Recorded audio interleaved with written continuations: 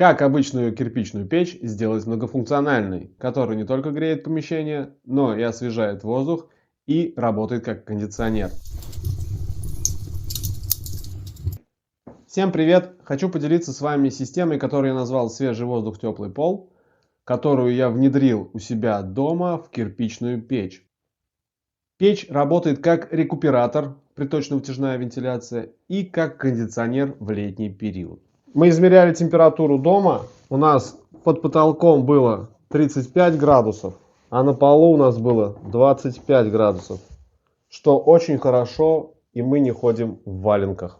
В летний период печь работает как кондиционер, также захватывая воздух с улицы теплый, она его охлаждает через тело печи и также засасывается через эти каналы в топочную камеру и отправляется в дымоход. Мы имеем свежий воздух, мы имеем теплый пол и мы имеем сухой подпол. Подписывайся на мой канал «Печи дяди Вани» для дома и бани. Дальше больше и интересней. Пока!